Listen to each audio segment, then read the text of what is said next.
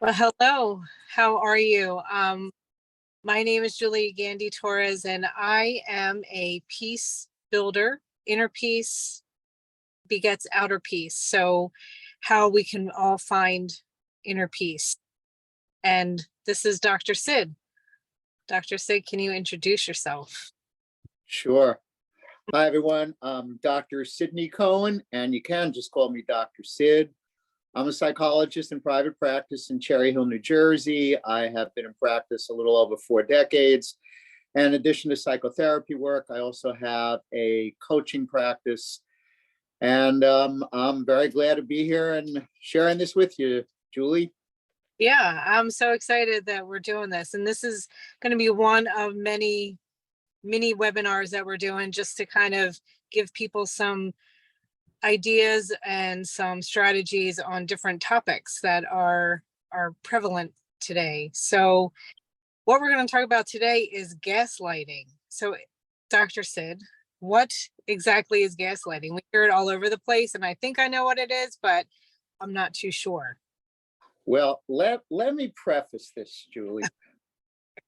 I do a lot of psychologically oriented posting on Instagram. That's the only thing I do with Instagram, but I do a lot and I really enjoy it. Well, in the last probably 6 weeks now, I have done a post on gaslighting and I did a video. And I can tell you, as I will then get into the details of all the posts I've done on a lot of different subjects, I have gotten so many more responses to the post I did on gaslighting, and I'll talk about it in a moment. And then about a week and a half later, I did a video that basically was all about statements that are examples of gaslighting communication. I still can't get over the fact that I got 15,000 views on that video. Never, never would I believe that, except it just reinforced for me. The reality is, enough of my colleagues talk about, patients of mine, people in my personal life, that gaslighting has obviously become a very popular subject.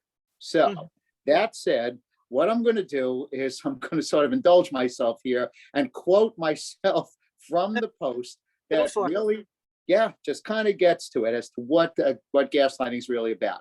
And it's really about 3 things as much as anything. So first, denying that the person, that is the gaslighter, denies they have said or done something disrespectful, if not outright mean to you. Second, they claim you have totally misunderstood them or misinterpreted them in what they said, or that it may have hurt you or pissed you off, which of course they deny and downplay that they actually did that.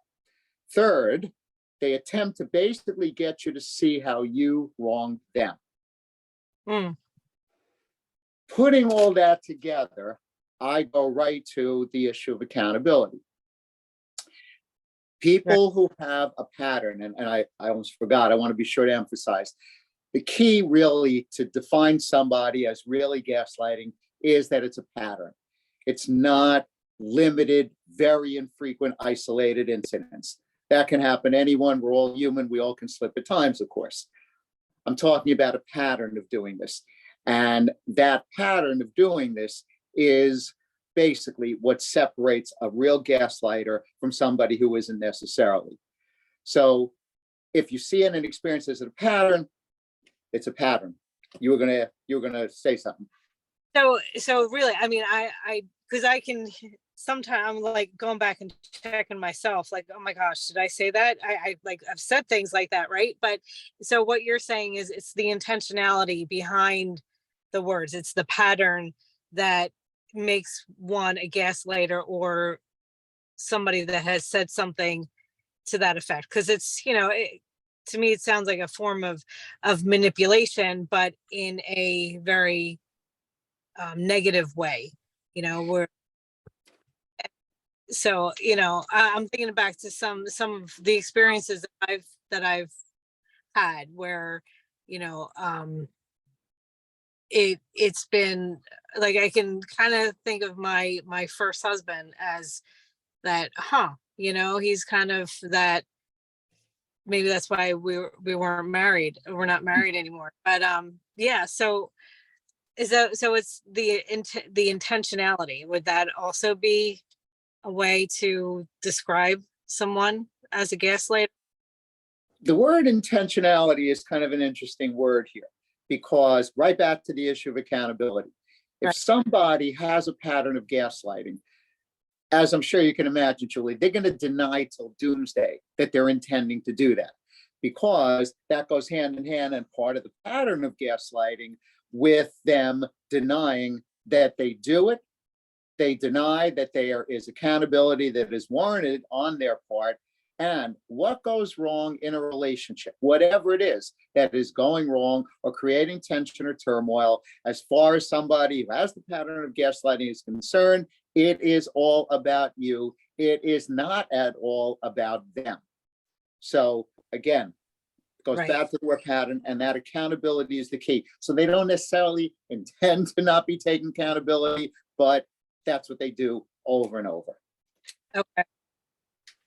Okay. Yeah. And so how would somebody kind of like check themselves? Because if you know, like the last thing I want to do is be a gaslighter, right? So, but if this is somebody's MO, this is how they function in the world. Like, how can somebody, if they're even questioning themselves, how can they kind of come out of it? Or is there a way to come out of it? Is, I know the accountability is a huge thing, because when we're accountable for our actions, then we can understand that, oh, I made a mistake and I can rectify it in however way that's most appropriate for that situation. But can somebody get out of being a gaslighter? Is that a thing? Well, let me put it this way. You and I know we both practice mindfulness in different ways and different meanings of the term. So I'm going to bring mindfulness in the mix here. First, let me touch on mindfulness on the part of the person in the relationship on the receiving end of gaslighting, because there are so many instances in which somebody on the receiving end of gaslighting either isn't really recognizing it's gaslighting, acknowledging it's gaslighting, downplaying, or even denying that it's gaslighting.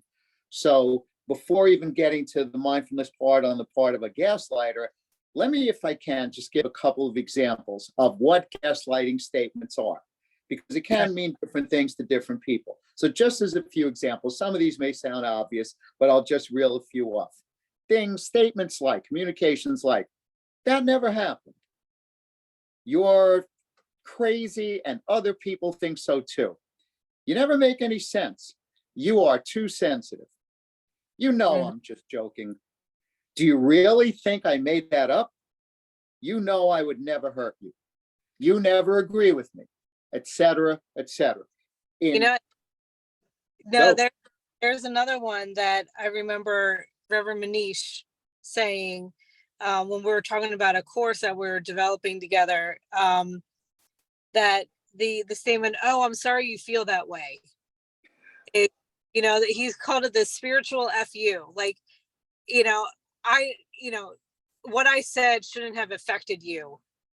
You know, so it's on you. What I just said to you, even though it might have, you know, you misconstrued it, or you said, you know, you're, like you said, you're too sensitive, you know. And so yeah, I know that statement very well as from the receiving end of that. So so what do we do about that? I want to say something first about that example you gave, because I think it's a great example and it's a very important one, because it brings the word "I'm sorry" into the mix. So there's a paradox there. On the surface, just those two words, "I'm sorry," taken in isolation, sound like the gaslighter's taking some accountability. They're saying, "I'm sorry," they're apologizing. Except what you and I both know, and a lot of people realize when they really look at it, is that it's basically the dictionary definition of an insincere apology. The person doesn't really mean they're sorry. They don't really at that moment have any intention of taking any accountability, but it can appear on the surface that they're actually taking a bit of accountability. Saying "I'm sorry" and then following it with what you just said, no way in hell it's accountability. Yeah, yeah, absolutely. So get finished. I know I interrupted you. No, that's perfectly fine. So let's, as you were asking, let's shift now onto any kind of issue of mindfulness on the part of a gaslighter. So here's the thing that jumps out at me about that. One of the main features of a gaslighter, somebody again has the pattern, and I didn't mention it before, is not 100% all the time and not with the complete syndrome or diagnosis in place, but there are a lot of gaslighters who have a narcissistic personality. And more technically, diagnostically speaking, narcissistic personality disorder. Now, I'm not saying and not contending that everyone who gaslights is automatically diagnosable as NPD, but the chances are somebody who does have that pattern does have pretty strong tendencies, at least, in the direction of being a narcissist. So where does that lead? If somebody has at least the strong tendencies, if not the full-blown syndrome, then one of the things that's part and parcel of somebody as a gaslighter is they really have very little conscience. And what goes with having very little conscience is therefore an unwillingness and feeling it's almost irrelevant to take any kind of responsibility and to see yourself as actually having a problem, much less creating a problem. Well, if you don't see yourself as having a problem, again, it's the other person in the relationship, and therefore you really don't think you have any problem, then to talk about something like mindfulness, unfortunately, doesn't create or increase much chance that somebody's going to, who is a gaslighter, they're going to suddenly get mindful, hey, I really need to look at this and begin to take some accountability. Of course, very doubtful. Yeah. Yeah. And so it's almost like it's the person that is being gaslighted, right? So the person on the receiving end that really needs to do the work for themselves to protect themselves and to understand that they know they are not crazy, that this is a thing. And that's what I think a lot of, with any kind of manipulation like this, it's so slow, right? It's as they you put a frog in a pot of water and you slowly turn on the heat, it will stay in that water because it gets used to it. That the adaptability of the frog is so high that it won't it won't jump out. But if you put a frog in a pot of boiling water, it will immediately jump out. So it's this slow erosion of someone's ability to, from someone who's been on the receiving end of this. It's almost like you need somebody else to take a look and say, is this person, is this real? Is this, like, what is going on here in my own relationship? Because sometimes, we're that frog that we're so used to it by now, it seems normal, so I think it's the person that has been on the receiving end of this, where they need to do the work of waking up, and so,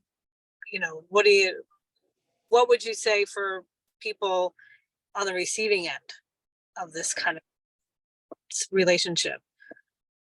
Funny, the analogy that you just brought up about a frog in water versus boiling water, it's an analogy that works in the sense that it is so easy, as you're basically saying, for somebody who's in an ongoing love relationship or any other kind of relationship, really, of significance for that matter, to continue to absorb what is being thrown at you. And there's sort of two parts involved in that internally for the person on the receiving end of that gaslighting. There's one part that is essentially in denial, or at least significantly downplaying the reality of the gaslighting that's going on. Because again, like you're saying, it's familiar. And there's almost, I'll stretch the word of safeness to it, because sometimes what's familiar is safe, even though, of course, ultimately it's anything but safe emotionally or for the relationship's sake. But as time passes, either a person on the receiving end of gaslighting begins slowly but surely to find it increasingly intolerable. Mhm. But as you said, that can take a while. Forget months. It can even take years if the relationship is over a period of years. Yeah. So, as slowly but surely, though, it is faced and it's becoming increasingly intolerable to be on the receiving end of that gaslighting. And let's say along the way, there are at least times where the person on the receiving end does challenge the gaslighter, does express hurt, frustration, resentment, whatever it is. But it pretty much falls on deaf ears. The person realizes they're knocking their head against the wall to get the gaslighter to see what they're doing, to take a little bit of accountability. So at some point, hopefully, for the sake of the person on the receiving end, partly that not only is the relationship at stake, but their own self-worth is at stake, your own self-esteem and self-worth. That's when it becomes even more intolerable to continue to be on the receiving end. So somebody on the receiving end finally, hopefully, decides either to talk with someone they know well, who's very good, let's say, at giving feedback, honest advice, or they go to see a therapist, a counselor, or a coach.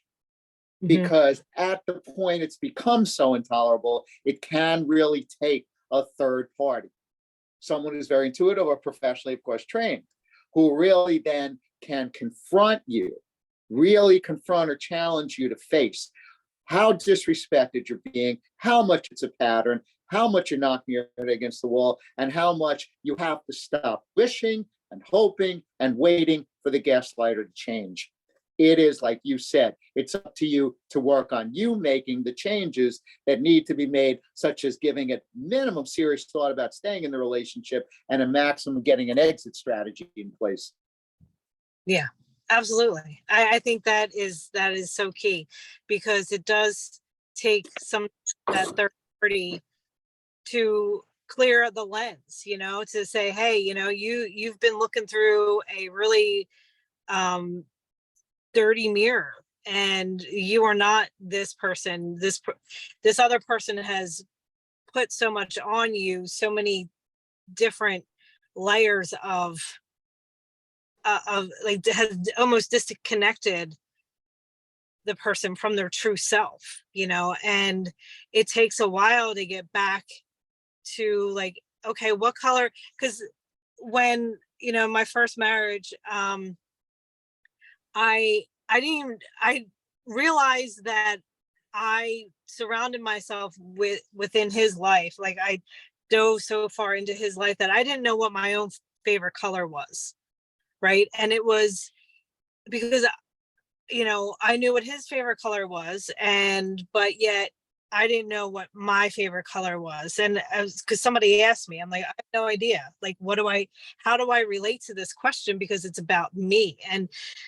And that was one of the wake up calls for me, that I didn't know who I was anymore, and so coming out of that was a slow return to who I was. And this was in my 20s. So I was still trying to figure myself out anyway. And so being able to stand on my own in the relationship was difficult, because everything was about him, and um so it took a while to, number one, to wake up to it, and then two, to journey back to myself. But it was so worth it. It was the best thing that I ever did. What I would love to go right with on that, and really following up with it under the heading of the word power. And I Hmm. want to put the word power in three contexts: the word power itself, the word powerless, and the word empowering. Obviously, all are connected. So a big part of what gaslighting is about is the gaslighter, through manipulation, exercises a lot of power over the person on the receiving end. And as time passes and more of that gaslighting is going on, and that power is continuing to be exerted by the gaslighter, the person on the receiving end, kind of like you're describing, feels increasingly powerless Hmm. within themselves, interpersonally, to be able to challenge the gaslighter. And that goes on, and again, of course, can go over an extended period of time. So part of, in a sense, mindfulness. At some point, when you're mindfully facing that you're feeling pretty powerless, that you're being, again, as disrespected as you are, and it's become full-blown intolerable, that's where you begin the process of empowering yourself, shifting off of feeling powerless to a 180-degree shift into empowering yourself, which, Julie, is exactly what it sounds like you did. And as you continue to empower yourself, you did exit, you extricated yourself, you ended up taking the best care of you, got the gaslighter out of your life, and got to the point you are now, which is as empowered as you are. Yeah. Yeah. And I really think that, it is a long-term process, just as much as it took to get into that situation, it took a while to get out of it. But it was a constant, I don't want to say constant, but it was like, it's a work in progress. And we all, we all get there. We all will, as we continue to surround ourselves with people that support us and empower us as we're moving through this kind of situation, that we can see ourselves, our true selves, as as strong and resilient and so healthy, that we can really have that sense of worthiness. And once you reach the point, you literally, as you did, and generally speaking, anyone who reaches that point of being confident about their inner strength, about their resilience, and about their worthiness, honestly feels like as safe a generalization as any, Julie. At that point, there isn't a chance in hell you will ever again be in a relationship with anyone who gaslights, tolerate it from anyone, because at this point, there's no chance that'll happen. Yeah. And you'll see it a lot faster too. And you'll be able to help other people recognize it in themselves. Absolutely. All right. Well, are we good? I think that was a good conversation. I think that was. Yeah, I just want to, let me quickly check. Oh, there's one other little thing, just this sort of a side note, not necessarily that important, but when I was putting together the things I put together on these, Instagram posts and whatever, I was reminded back in another lifetime when I was in graduate school, there was a term that was introduced to we graduate students by a clinical supervisor. It was called schizophrenic, which is not schizophrenic. Okay, they're not equivalent, they kind of sound alike. Anyway, schizophrenic, as we all know, is a diagnosable serious mental illness that, thank God, there's been so many advances in the mental health field. There are treatments, there are medications. What schizophrenic means, and I'm going to go with the stereotype here, and I do not in any way, shape, or form want to offend anyone, but we all know that very unfortunately, almost it feels tragically at moments, schizophrenics have been thought of as crazy. The word crazy has way too often throughout too many decades been attached. Well, what's fascinating about the term schizophrenic, as our supervisor emphasized to us, schizophrenic means crazy making. I'll never forget the moment our supervisor said that. It's not crazy, it's crazy making. Wow. And basically, as you can see, what could describe, gaslighters better than that old term, schizophrenic? They are crazy making. And when you finally realize that, you got to work on getting out. Oh my goodness, Sidney, that was like, boom, you say the last thing as the strongest thing, is like mic drop, that it's somebody that makes you crazy. And it's like, wait, did I say that? It's almost like you want to have a third party, but yeah, I really get it. I get that so well. Yeah. Great. Awesome. Okay. Yeah. And so we're going to be doing these videos in the near future, we have a bunch of them lined up. If there's anything out there that you guys want to talk about, that you want us to talk about, please put it in the chat. Please let us know, and we will absolutely get it onto the docket. But I really appreciate you sticking out, to the end of the video, and there will be more to come. Thank you, Julie. Thanks for everyone who showed up. We will definitely look forward to seeing you all again. All right, take care.